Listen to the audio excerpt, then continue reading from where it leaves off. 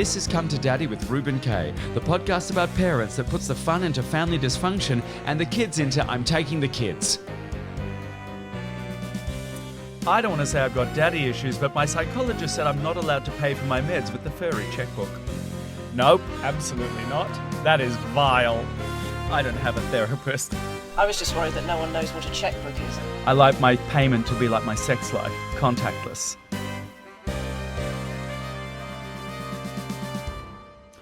Welcome to Come to Daddy, the podcast for people who ask the big questions. Are the sins of the father inherited by the son? Does mummy know best? And how can I blame my parents for everything so I never have to take responsibility in my adult life?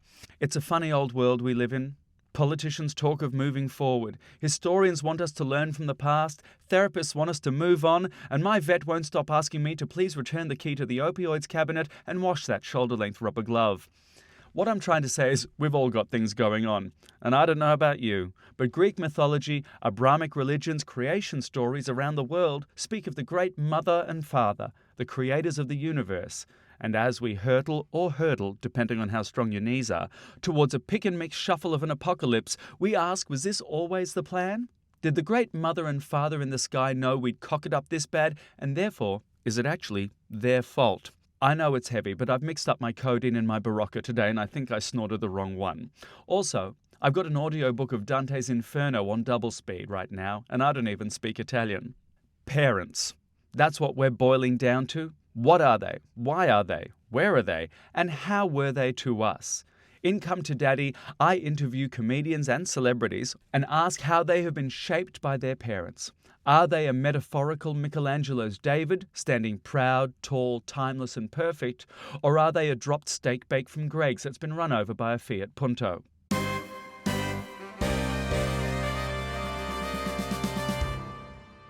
Joining me in this crusade against the cruel confusion is my producer, the one who holds my heart and the remote to my shock collar. It's Amanda Sangorski. Hello. How are you this week, Amanda? I'm very well, thank you. We're in a different environment here today. We're in a studio because we've made it.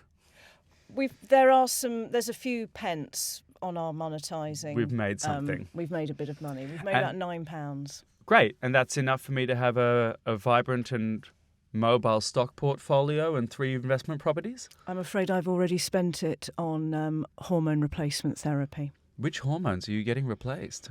All the ones that got drained out and left me like an old husk.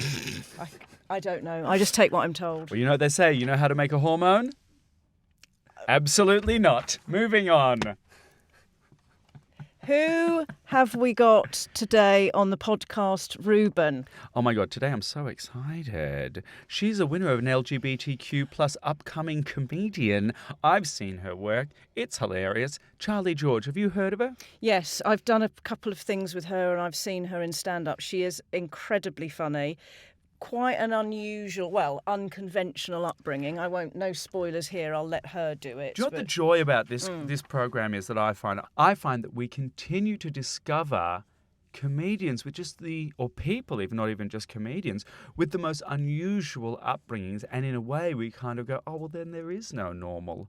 No, and I think Charlie is a really good sort of litmus test of that. And because I think you've said this to other people we've talked to, but there's been too many well-adjusted upbringings in this podcast. And you go, that's great, Rosie Jones. Yeah, Sarah Keyworth. They've all had these great positive upbringings. And Daniel Fox as well, and the list goes objectionable. On. Yeah, I'm he's not. horrible. He's yours ever so much the peacekeeper. I'm going to be the professional. I'm starting it up here. Daniel Fox and I are in a feud. I would like to. It's like Bet and Joan. It's. I love how all the references we have for this podcast ensure that our listening base is elderly homosexuals. Yes, or hormonal women. Same thing. Right. But back to Charlie. She's got a podcast, and there's quite a funny story about it. A very short story, don't worry. No, this isn't about me. Correct. You'll tell me that afterwards. But it's called Happiness and How to Get It. It's a well-being podcast. But she wanted to call it Despair and How to Release Its Death Grip.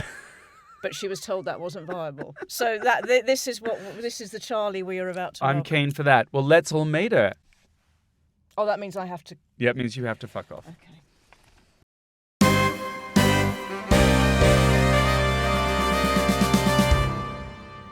So let's get into it. My guest today is an award-winning young comedian who has already won multiple awards. She was the LGBTQ New Comedian of the Year, written scripts for Netflix. Not bad for someone who grew up going door-to-door as a Jehovah's Witness and left home at 13. Join us as we get to the bottom of her obsession with TV news anchor Trevor McDonald. Charlie George, come to Daddy. Oh, yeah. I'm so excited for this. I feel like this podcast was made for me. I've got trauma for days. Finally, we have had too many guests with supportive parents and happy upbringings. No, I heard about this and I was like, what's going on? How did they land in comedy with this lack of divorce in their lives? Well, this is it. Do you know what they are? Not funny. Oh my God, they're going to come for me for that. We start every episode of Come to Daddy with what we call the parental questionnaire. Okay. Short answers only. Mm-hmm. Names of parents? My mother is called Heather, named after a flower in the Highlands. People don't believe I have ginger cousins, but I am a quarter Scottish. Stop it. Yeah, I know. Fantastic. Ages of parents? I do not know the ages of my parents. Ages of parents are a mystery to kids. It's interesting when they don't know or they do know. Do other people know? Well, basically, because my mum is a devout Jehovah's Witness, she doesn't celebrate birthdays or Mother's Day, which makes getting gifts really easy. But she does celebrate the apocalypse. She's been celebrating that for a long, long time. You know what? Celebrate the things you're sure will happen. Yeah. That's it. Who needs Christmas? Just doomsday. And where do they live? Oh, so my mum lives in Swindon. Oh, and my father's named John. Mm-hmm. We like to say it was after John Smith, like another, who also took something Indian and made it his own. Right. But I don't know that that's the real reason why he ended up with an anglicised name. But my father lives in America and my mother lives in Swindon. Amazing. I mean, that's a parallel, isn't it? Yeah. Sisters or brothers? I have an older sister called Lisa. Just one? Yeah. Okay. You give middle child vibes. Really? There's a sense of yearning and trying to be accepted and forging your own path, but not the selfishness of an only child. No. And not sort of the demand of the baby. Oh, I don't know. I think I could be, I think my sister would definitely say that I'm a baby child. Yeah, but that's a relative thing. My older brother also thinks I'm demanding. My sister is the absolute opposite of me. She was a really parentified one who's really responsible and super straight and married babies. And I was the one who's just constantly changing. And my brother is married with a house and a dog in Thornton Heath, and I'm the one who is sort of artistically homeless. Yes, yeah. Here's a question. Oh God, a bracelet has run off Something's Dad. flown off. I'm surprised. I'm surprised it didn't just hit me in the face like my dad. No, I'm joking. That didn't happen.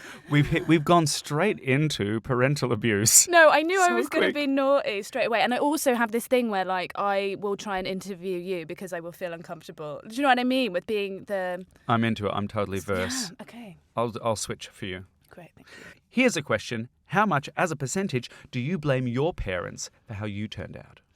I was thinking about this, and I think it's 50-50. I think I 50% blame them for how I turned out, and then I saw their, level of unstable ground, and then I raised them this hot mess. I did the rest myself. In the intergenerational game of poker? Yeah, basically. I was I see you, and I raised you. And let's see how far we can take this. Yeah, it's definitely me. I love. So, your mum brought you up as a Jehovah's Witness. Yes. So my mum, I don't really know how she got into it. I think she had a Bible study when she was really young after my dad left, and then we started doing it. And it was just my sister has memories of there being a Christmas tree, which I am very jealous about. So she remembers that being in no her house. Christmas. But no Christmas, no birthdays. I think basically no blood transfusions. We just have to bleed out, basically, for God. But I try and relate it to people in this way at the moment because we were talking about how to try and relate this to other people because it's quite a strange way to be brought up. So I'm what your parents might have wanted for you, a good job, a nice relationship. Well, my mum wanted that, but also for me to go door to door trying to get 144,000 people to be saved from the apocalypse. So that was just the add-on. Here's the homework. Here's the extra credit. Yeah. I just love any religion that's you know what I want for my young girl? To just go knocking on strangers' doors. Don't, because the thing is, basically, I'm growing up in Wiltshire in Swindon, which is its own. I think it's been described as the arsehole of the country. Basically, we used to go door knocking to racists in the Wiltshire countryside. But I have to say, the worst part of it was wearing a skirt, Reuben. For me personally, wearing a skirt like an Amish person because it was abominable. Oh yeah, you're not a skirt person. No. Just in the cameras, show these. This is a snazzy trouser. This is a trouser. Amanda's guiding my leg. But this is also like amazing hamstring flexibility. For those who are only listening and not seeing, Charlie is wearing like lurid purple sequin tiger skin capri pants with a velour ribbon detail down the side. Yeah, but that was my big beef with being Jehovah's Witness, basically, is I think from a fashion perspective, abomination, like all round, like really, really gross outfits. Me and my sister on a doorstep with this white lady sort of reviewing us, and you have a religious script and you're dressed like, you know, kind of like a 1950s housewife. Right, they want you to be modest and conform to gender roles. And so, like, lurid colours aren't allowed or celebratory colours, sequins, nothing. No. It's interesting how religion seems to always want you to look as plain as possible, as if that's going to draw people in. I know. I just think improve the sales pitch. Like, if you want to do it, do some singing and dancing. Like, have people in the flames and be like, look, the apocalypse is coming. Like, join us. You know, you don't want to be stood there looking like you're so bored. Like, if you come on Noah's Ark, I will bore you to death. Like, that is, like, you don't want that vibe. Like, look, the apocalypse has central heating. None of your houses do. Come on board. Yeah, basically. Okay, so your mum was a Jehovah's Witness. She was sort of the forefront. She was converted to Jehovah's Witnesses. Is that how I refer to it? She was Witnesses, yeah. There's a lot of them. So many around the world. She had a Bible study group, and she was like, "This is it. This is for me. Now all of my kids have to have it." Yeah, but I don't know where she got it from. Maybe it was from the religion itself. But yeah, it was definitely like a dictatorship. Was did your dad kind of join in on it? My dad is a staunch atheist. He's like Richard Dawkins, God delusion, like atheist vibes. I don't know. How did this? Did your mum have a magic vagina? Yeah. Well, that's what we like to say, and she handed it down. Yeah. Like I think they met before she was religious. Yeah. And my mum was in the civil service. I think she was fun. I think she. Well, used to there's get drunk anything and to stuff, make you turn to God. It's the civil service. It's the civil service, basically, and my dad was a Lothario. Oh, really? So I think it was. Me and my sister have this funny theory. We're like, does she really believe it, or is it revenge? Just imagine that, like believing in God for revenge because the divorce was tough. That's commitment. I know, it is really committed. When was the divorce? We were really young. I can't remember, like sort of under 8 or something. And then because I do remember my dad trying to come to religious meetings, but it wasn't his bag at all. He's very much like he's a scientist. But what's he a scientist in? What is he science? Well, he was just in I don't really know because we were really small, but he was like in laboratories when we were younger. So I think he's like a microbiologist or something. And did your mum and dad that's English, have like discussions, arguments or conflict based on their conflicting beliefs? They must have. That must have been a big part of them leaving. But I think it was more to do with the affairs. Sure.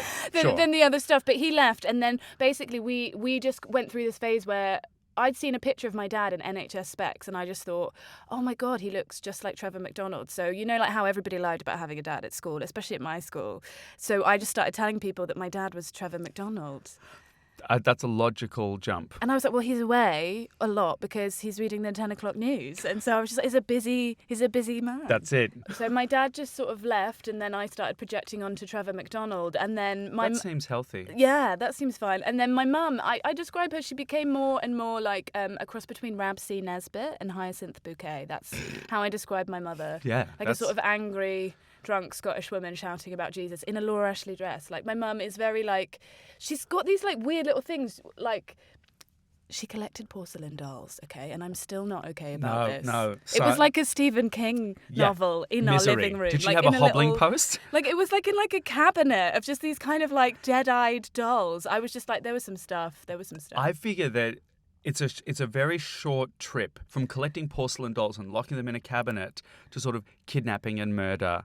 To becoming Buffalo Bill or Cape Fear, where you're lowering lotion into a hole, being like, it puts the lotion on its skin or else it gets the hose. I know. It's proper like horror movie stuff. And so I started having these nightmares that she was going to turn me into a white porcelain doll. And I was telling my sister about that. And she was like, no, she's not going to do that. She's just going to try and make you straight. That's what my sister used to say. And it's the same thing. It's the same thing. When did you come out? Ooh. Have you come out? It wasn't really a coming out. Did you need to? It was so embarrassing because, me and my sister used to share a room, and so all of her stuff was like, Paul Nichols and all of this kind of like boy bands and Take That and stuff, and she cried about them, and I just had like Xena Warrior Princess and like lots of images of like really like women in leather.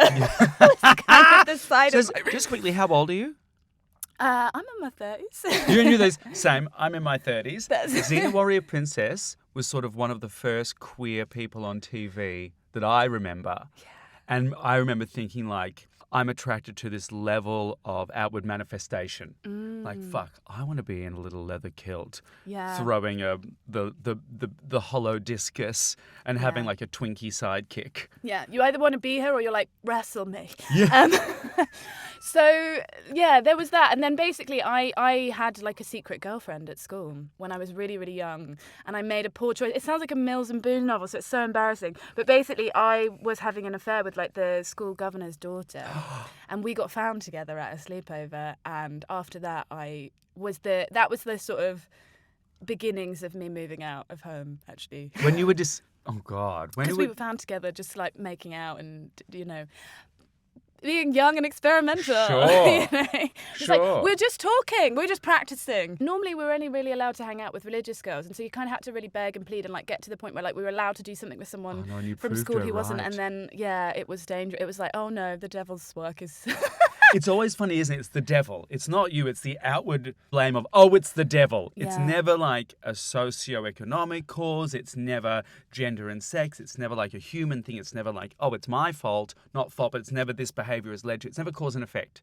No, and I think that's probably the most dangerous hangover of my upbringing is that, like, I think religion teaches you that your desire is wrong, and that makes it so exciting. So I've spent the rest of my life just incredibly horny and going after things that I sort of I'm like, oh no, I shouldn't, but I should. But then, because it confuses that whole part of your brain that it's natural to have desire and to have pleasure. But if you kind of think, oh my God, if I eat the apple, original sin. But I'm always like, come on, don't put Eve naked in the garden with fruit if you don't want me to finger her, like that's... Is that John 3:57? Yeah, Genesis. After you were discovered and taken home I love this. After I didn't discover it about myself. I knew it about myself and I was discovered. Yes. What was the relationship like after that? And you said you left home pretty soon after? Yeah, there was lots of kind of just fighting and like trying to stop. So basically it was like I was forced to go to Bible study after that. And it was like the pressure was on in the religion. If anything, you don't want your fingers flicking through pages after that. No, I know. And I'm like, actually, the Bible has loads of like sexy women like Jezebel and stuff like that. So I was like, maybe that's not the best place for me. But there was pressure of that. And then like, would I get baptized? And I thought the moment that they're going to baptized? No, not yet, because you get baptized at a certain age and they take you to like these big like assemblies and stuff, and you're sort of witnessed. Is and it they a mass baptism? And they dunk you in the water. Waterboarding for Jesus. Yeah, basically. And I was practicing in the bath because I thought, what's going to happen when the water hits? And I just simmer and burn. Like that's what I thought was going on. So I was just practicing with my goggles in the bath, thinking, no, this can't happen. And so it was kind of a weirdly mutual decision. I didn't want to burn in hell. A soft boil with goggles is a really great, like practicing for your baptism with goggles is great. How long were you thinking they put you under for? I don't know. Or did you think like, she's gay, hold her down? I was trying to sort of extend my lung capacity. I just thought I didn't know what would happen, so I thought maybe they'd just keep my head under for a little while and see what happened if I turned into something else. But so it was getting out of hand, and I think my mum's relationship was volatile anyway because my sister was much more placid, and she basically was very good at having secret boyfriends. Like, you weren't allowed to have sex before marriage, obviously.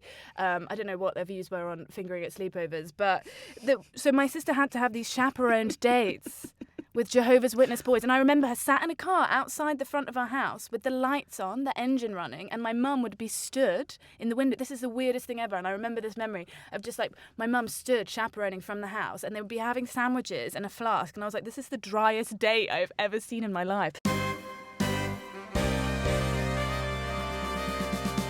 And now it's time for an ad break, because nothing says genuine introspection like commercial capitalism. What was the conversation like when you moved out of home at 13? Like, why? What was the kind of...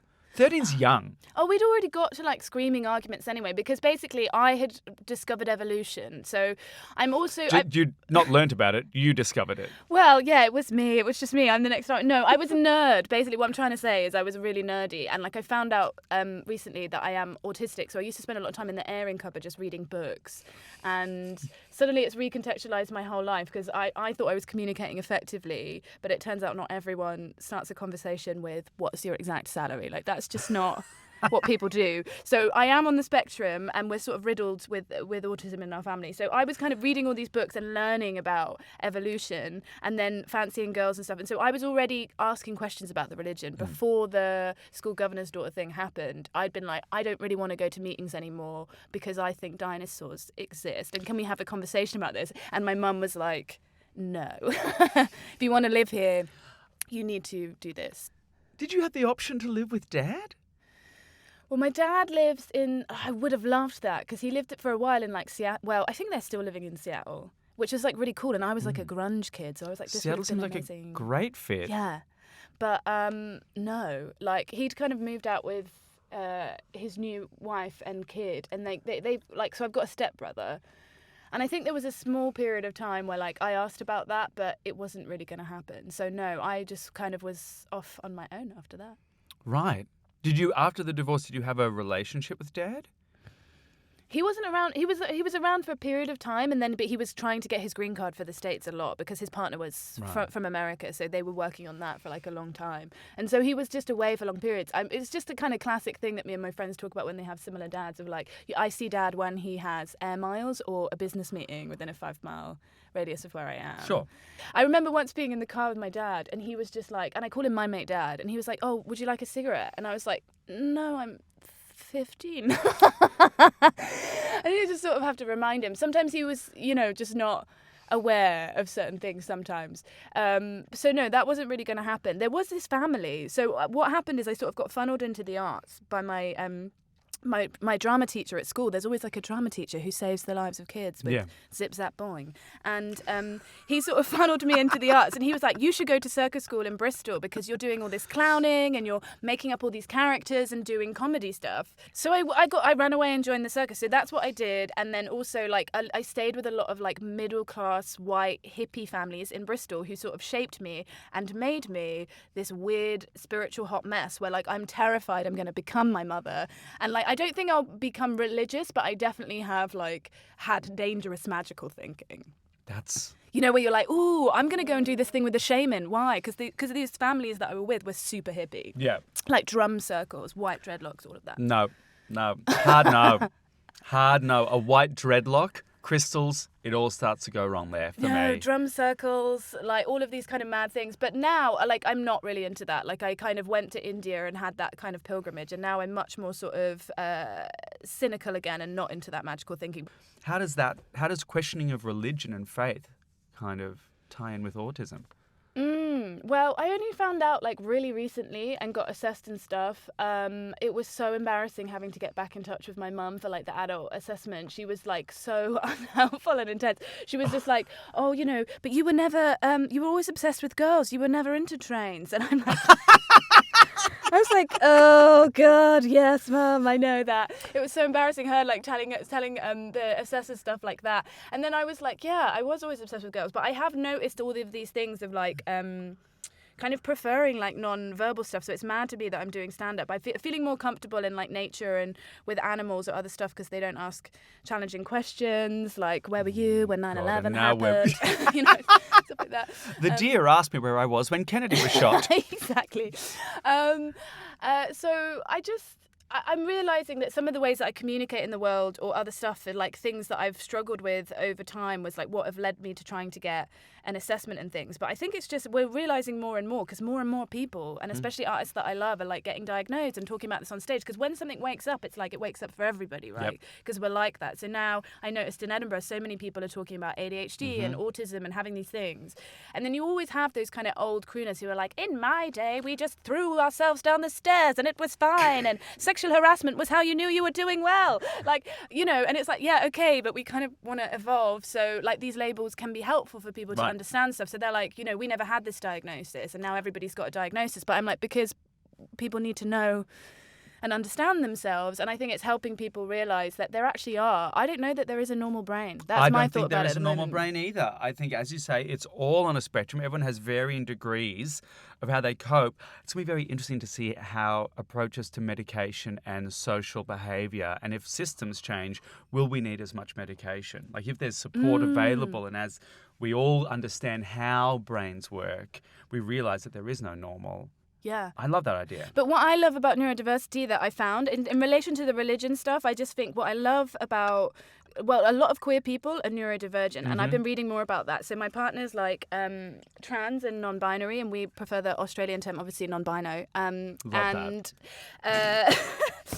that, like, you know, a lot of that, there's a lot of crossover because I think you're looking at the world in a really different way. You're questioning things, you're challenging stuff already, and there's a lot of entrepreneurs that have that type of brain set because they're like, well, why would I go to work from 9 to 5 when I could work at any time of day or create stuff or innovation? So I think we're going to start to see that it's a really beautiful way of thinking.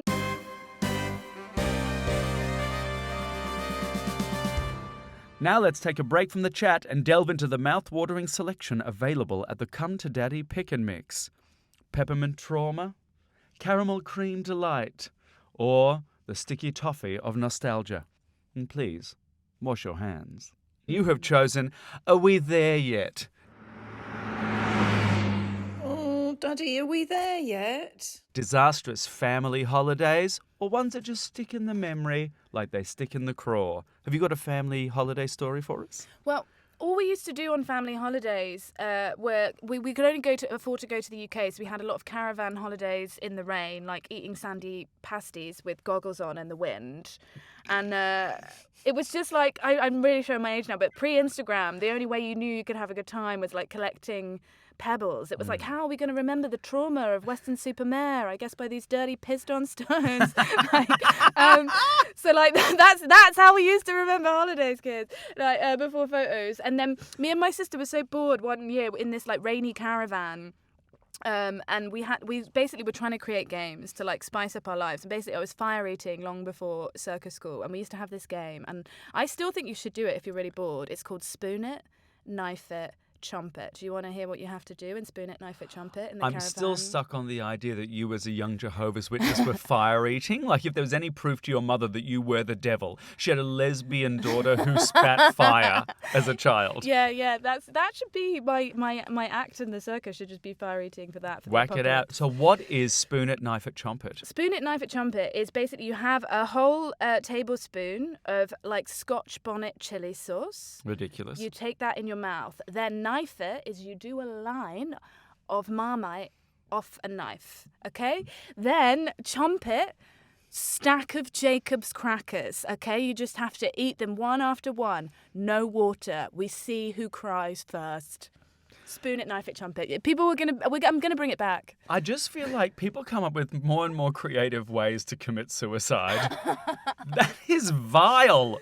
Why would you ever ingest Marmite of any kind? Vegemite's much better. Oh my God! Doesn't it taste the same? Isn't No. it similar vibes? It's similar vibes, Like but also tar. Vegemite has got like we use it to spackle roads. Vegemite is a much thicker Marmite has that drip. It's like a slightly fluidy, liquid, stretchy thing. I feel like you're applying knowledge from another substance here that I don't have an awareness of. So I'm gonna. We're moving on. We're moving on. Moving on. Shall I be mother? There's an ident there that'll go on. I don't know what it sounds like. Okay, beautiful. And shall I be mother? This is where you get to stare into my beautiful, soulful eyes and pretend that I am your mother, your father, or a weird science lab amalgamation of both, and speak truly from the heart. What would you say to your parents? I'm going to start with my mother.